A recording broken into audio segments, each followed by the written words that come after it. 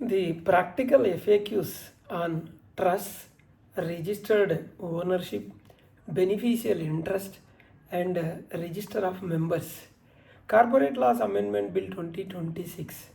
The important note here is the Corporate Laws Amendment Bill 2026 proposes insertion of a new subsection 2A in section 88 of Companies Act 2013.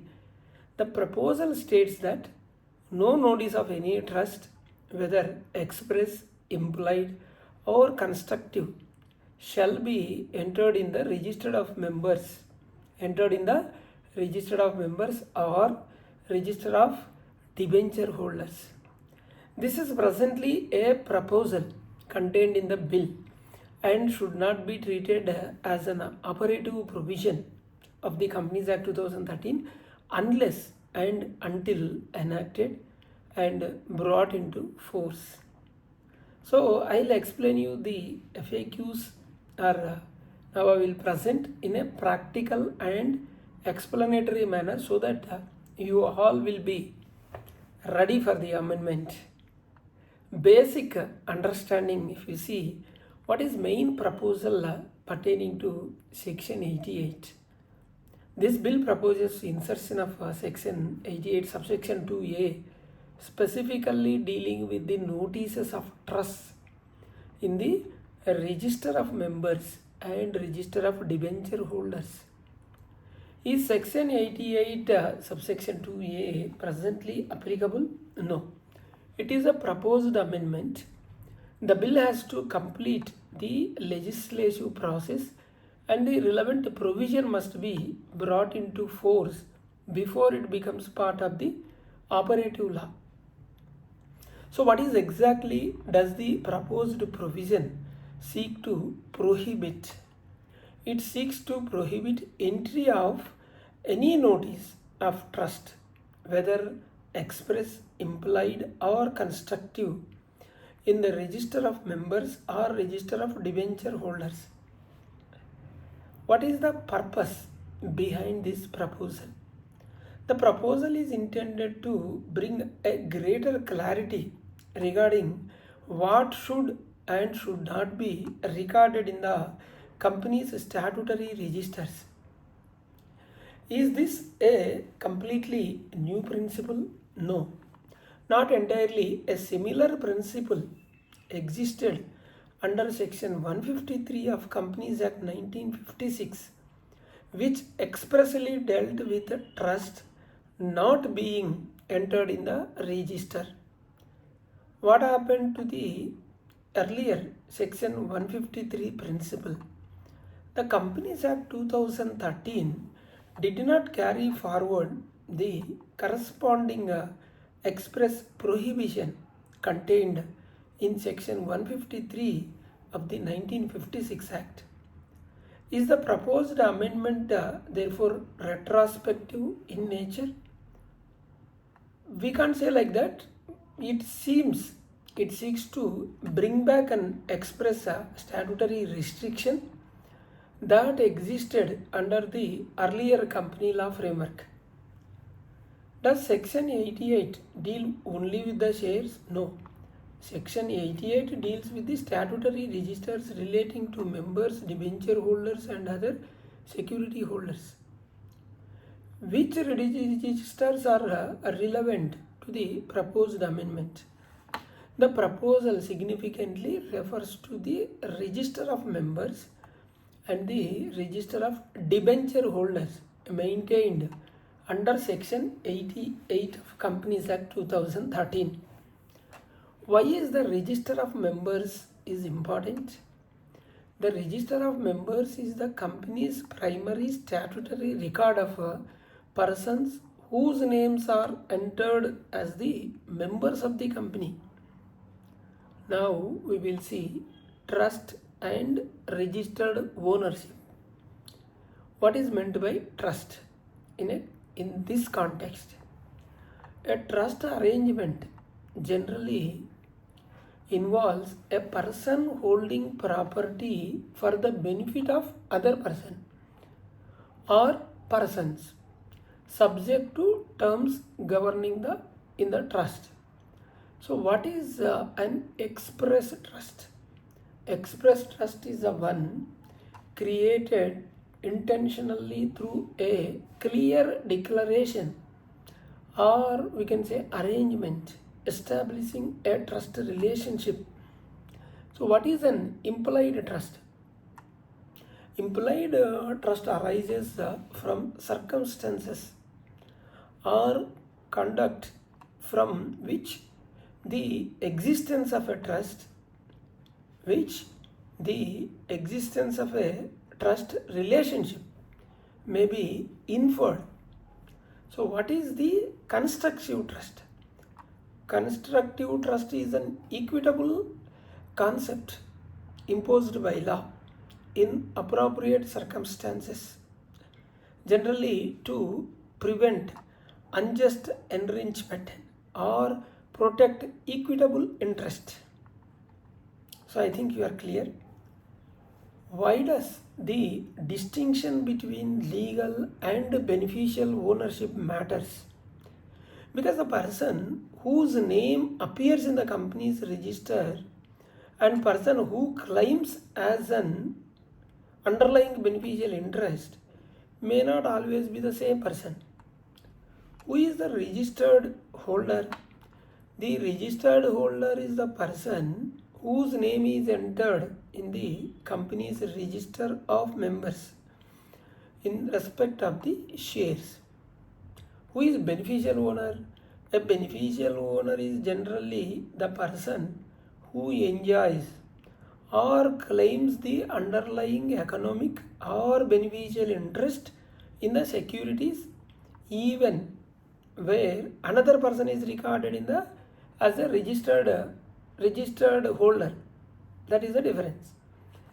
Can the registered ownership and beneficial ownership be different? Yes, certainly. Legal and here you see legal and contractual arrangement can result in the registered holder and the beneficial owner being a different persons. Does the proposed section 88 subsection 2a abolish beneficial ownership? No. The proposal does not abolish beneficial ownership or a legal or regulatory concept. Does the proposal invalidate a private trust arrangement? No. The proposal is directed at what may be entered in the company's statutory registers. It does not by itself invalidate a trust arrangement between the parties. Now we will discuss the practical effect on the register of members. Can a shareholder ask the company to record that shares are held in a trust? So with this new proposed amendment under the proposed 88 2a, the company would not be permitted to enter a notice of trust in the register of members. Suppose A is the registered shareholder. But hold shares for B. This is a practical example I am giving. Whose names will be appear in the register? The register would continue to reflect the registered holder rather than, so here the registered owner will be A only, rather than recording the statement that A holds the shares in trust for B. A only will be the registered holder. Can B insist that his name be added as a beneficial owner in the register of owners? In this example, B cannot insist, not merely on the basis of a private trust arrangement. He cannot say that we have a private trust arrangement, you register my name. He cannot say that.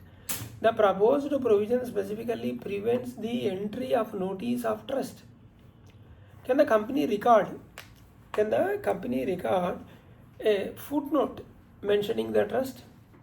Not required. The proposed restriction is a broad and refers to a notice of any express, implied or constructive trust. Therefore, a company should not attempt to circumvent the provisions merely by inserting a trust information as a note or footnote. Not required. Can the company maintain a separate internal note about the trust? Not required. The proposed section 88 2A specifically concerns the statutory registers. That's all. Whether any separate internal record can or should be maintained would depend on the purpose, applicable law, and other regulatory requirements. Can a company voluntarily recognize a private trust arrangement? See, recognition of a private arrangement and entry of a note of trust in the statutory registers are two different matters. The proposed section 88 subsection 2A would specifically restrict the latter, what we are discussing, that is the law.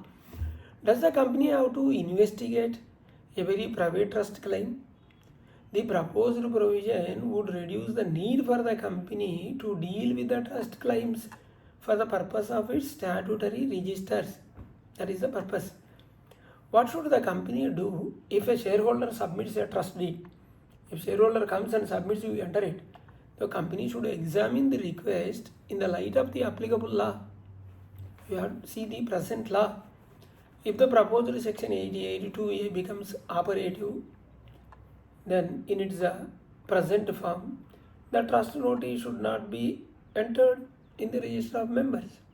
So can a company refuses to record a trust arrangement? Yes.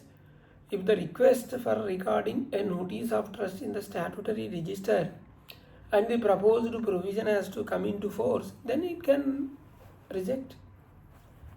If law is in force, then not required to register, company can reject. So will the register of members become simpler? Yes, one practical consequence could be simpler register of maintenance because the trust related notices would not be recorded. Now we will discuss voting rights. Who ordinarily exercises the voting rights attached to the shares?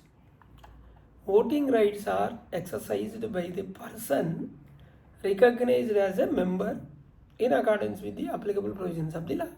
Registered owner only will exercise the rights. If A is registered, in our example already discussed, but B claims beneficial ownership, can B automatically vote? No. A beneficial ownership claim by itself would not automatically make B the registered member entitled to exercise. He cannot, only the registered member is entitled to exercise the right attached to the membership. Clear? Can B attend the AGM merely because B claims to be the beneficial owner? No. A private beneficial ownership, a beneficial interest does not by itself replace the statutory position reflected in the company's members' records. See, can B demand that a company send AGM notice directly to him? No. The company's statutory obligation concerning members would generally be determined with the reference to the persons entitled under the applicable law and records. Can a trust beneficiary exercise a shareholder's right directly? No. Not merely by being a beneficiary of the trust. Shareholder rights are generally exercised by the person whose name is entered in the register of members, subject to applicable law in terms of the particular arrangement. We have to go by law only. We can't go by the direction of this beneficial ownership. Can a registered shareholder vote contrary to the wishes of the beneficiary?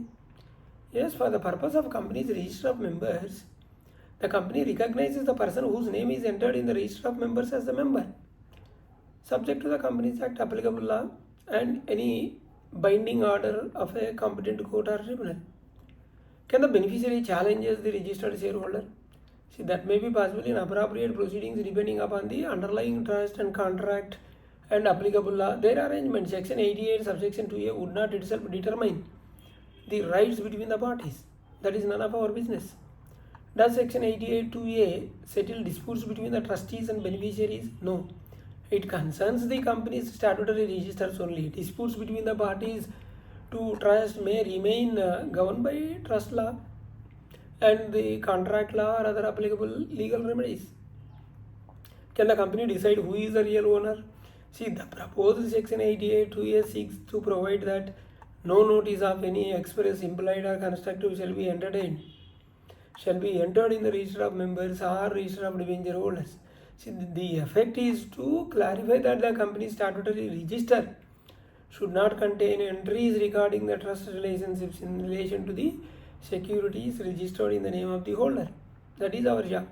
This does not by itself abolish trust or beneficial interest, nor does it dispense with other disclosures that may be required under the Companies Act or other applicable laws. Clear? So what is the practical message for the companies? For statutory register purpose, the company should maintain a clear records of the legally recognized registered holder and avoid recording prohibited trust notices. Now we will see the dividend and corporate benefits. Who will get? Who will? The company recognizes for dividend purposes. The company will pay dividend to the registered member whose name is entered in the registered member subject to the applicable provision of the law. Can a beneficiary directly demand the dividend from the company? No, a beneficiary cannot demand dividend directly from the company merely on the basis being a beneficiary. So the dividend is payable to the member entitled under the applicable law. If A is a registered and B is a beneficiary, can the company pay dividend to B directly? No. The company should pay a dividend to A only because in our example A is a registered owner, registered member, unless payment to be specifically permitted or required under applicable law or valid legal arrangement, but we will not bother. We will pay to the registered member only. The dividend will be paid to registered member. Can the company record that dividend belongs to the beneficiary? No. The company should not record a notice of trust in the register of members. Does the proposal change the taxation beneficial ownerships? No. Section 88 2A is a company law provision and does not itself determine the income tax treatment. Does it changes the rights of the trustees under the trust deed? No. Rights and obligations under the trust deed remains a separate legal matter. Now we will see nominee shareholding. What is nominee shareholding? It generally refers to an arrangement where securities are registered in one person's name while another person has an underlying interest. Can a nominee arrangement be recorded in the register of members? No. A notice describing the arrangement of a trust would be prohibited if the proposed section 88 2A comes into force in its present form. Does section 88 subsection 2A prohibit nominees arrangement altogether? No. The proposed provision is not a general prohibition on every nominee arrangement. It concerns only entry notices of trust in specified statutory registers. Can a nominee claim to be the beneficial owner? See, the answer depends on the facts and the applicable legal framework. At present, no. Nominee, registered holder and beneficial owner should not automatically be treated as identical concepts. All are different. Should companies distinguish between nominee arrangements and statutory beneficial ownership disclosures? Yes. The different provisions of the company law can apply for different purposes. Section 88 subsection 2A should not be read in isolation. Does the proposed provision override 89? No. The proposed arrangement to section 88 should not be interpreted as eliminating separate statutory obligation concerning declaration of beneficial ownership interest. Does it override section 90? No. The proposed 88 2A does not by itself remove the framework relating to the significant beneficial ownership. Can the company ignore beneficial ownership declaration? No. The applicable disclosure and the filing under the provisions continue to have to examine separately. If the section 88 subsection 2A is the same as section 89, no.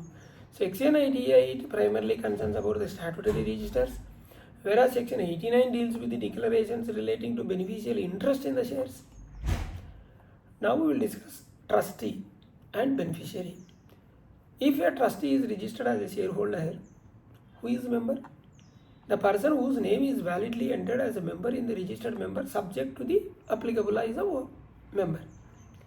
Can the trustee's name be entered in the register of members? Yes. Where the trustee is a person legally registered as a holder, The proposed restriction on entering a notice of trust, not on the identifying the registered holder. Does the proposed amendment mean trustees cannot hold the shares? No. Does the proposal mean trust cannot own or hold investments? No. The proposal does not generally prohibit trust from holding any investments. What is the key distinction between this? The key distinction here, the distinction is between recording the identity of the registered holder and recording the underlying trust relationship. Can the company record ABC trustee as a shareholder? See, the exact form of registration would depend on the legal structure and applicable rules. The important point is that the statutory register should not contain a prohibited notice of trust.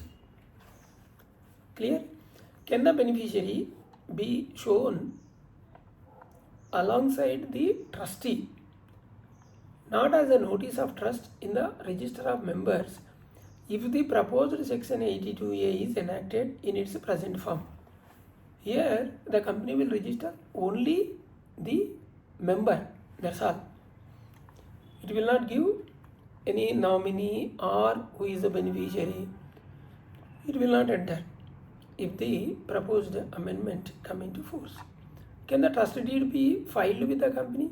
Submission of trust deed and entering a notice of trust in the statutory registers are different matters. The company should determine whether the receiving or retaining such document is necessary for any other law purpose. That company will decide. Let him submit.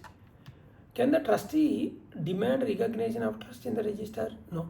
The proposed amendment would prevent such recognition through an entry of the trust notice in the statutory register.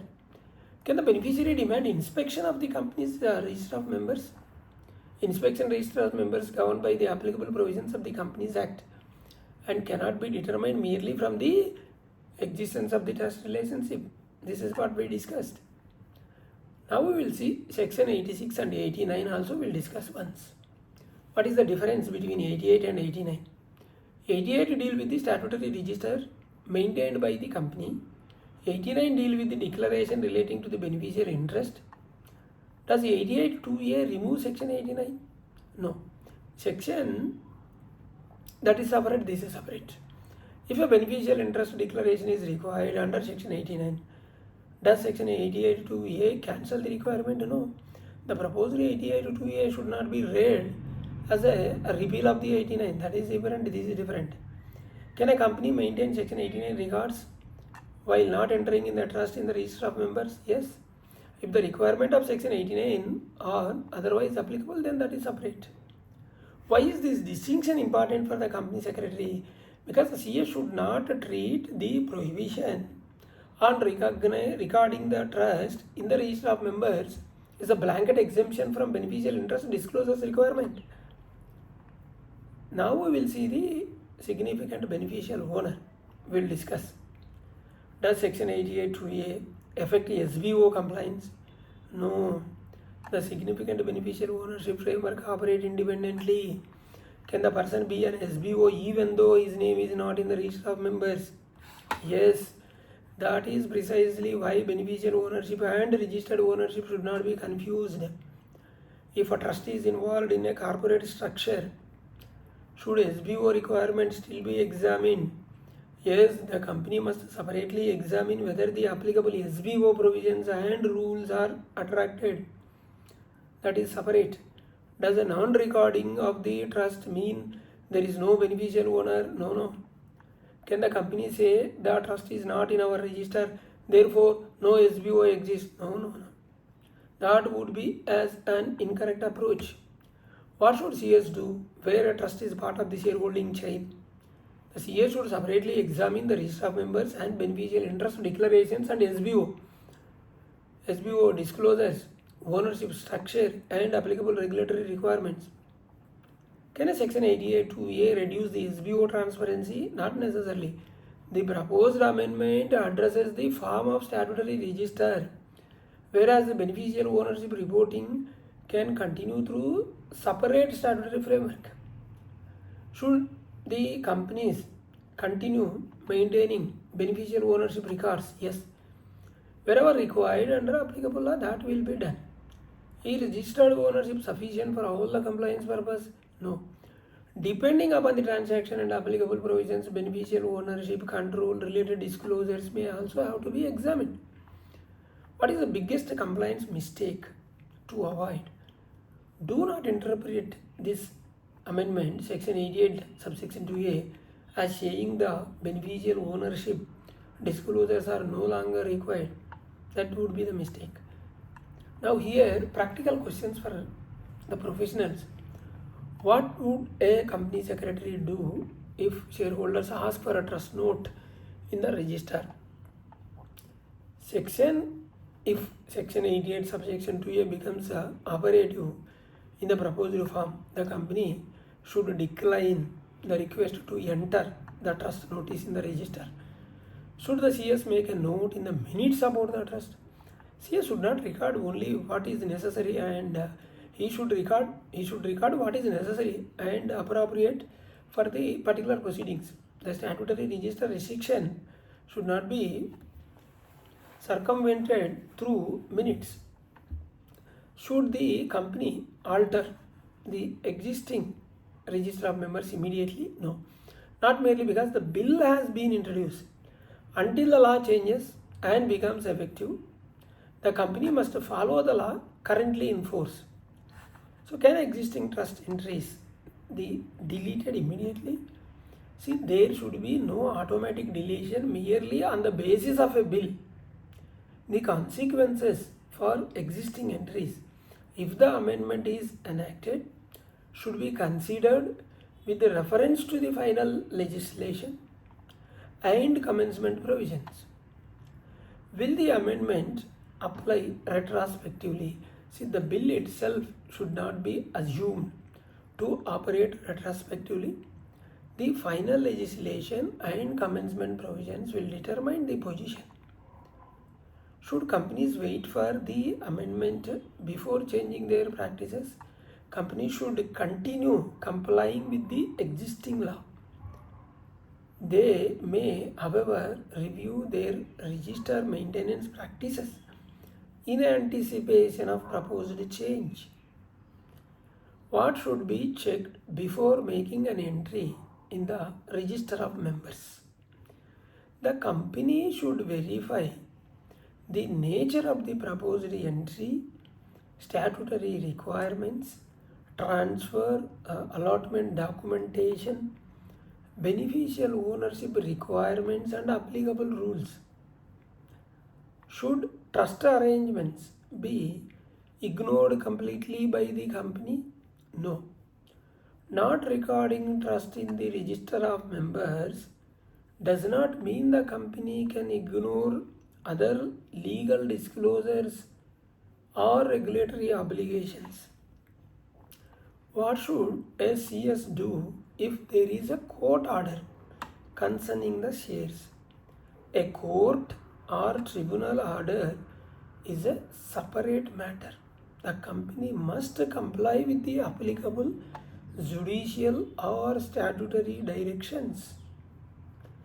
Does section 88 subsection 2A prevent courts from recognizing trust? No. The provision concerns the company's statutory registers and does not prevent the competent court from determining the rights between the parties. Now we will talk about the historical and legal perspective. What was section 153 of the Companies Act 1956? Section 153 specifically prohibited the entry of notices of express, implied or constructive trust in the register of members or debenture holders. What was a similar express provision included in the Companies Act 2013 at the time of introducing? No corresponding express provision was carried forward in 2013 Act. Why is this 1956 Act relevant to the present proposal? It demonstrates that the proposed restriction is based on a long-standing company law principle rather than being an entirely a new concept. Is the proposed amendment is revolutionary?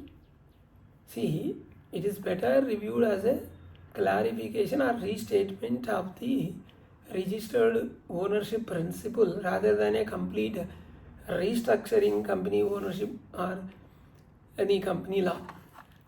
Does the proposed change the concept of membership? See, the proposal does not fundamentally redefine the membership. It seeks to clarity what information should not be entered in the statutory register. Does it make the register of members conclusive for every legal purpose? The register remains as an important statutory record. One should not assume that Section 88, subsection 2A eliminates every other statutory, contractual, trust or beneficial ownership issues. Can the private agreement override the company's statutory register? No. A private agreement may create the rights between the parties, but it does not automatically require the company to make an entry that company law does not permit. What is the broader corporate law principle behind the proposal? The broader principle is that the company's statutory register should record legally relevant registered ownership rather than become a retrospective or repository for private equitable or trust arrangements. It will register who is the registered owner. That's all. What is the practical takeaway for directors and shareholders? The registered shareholder should understand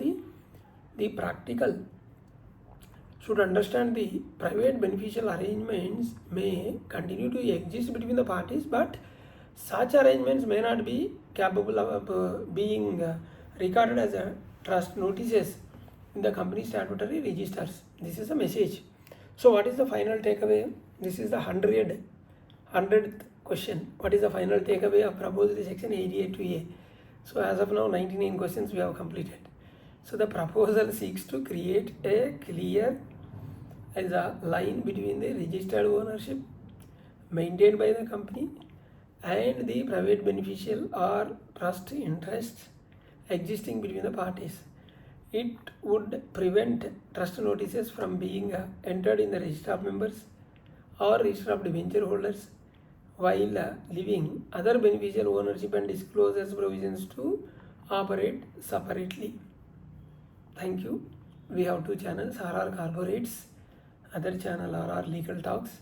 Please do subscribe, hit the bell icon so that you will not miss my latest videos.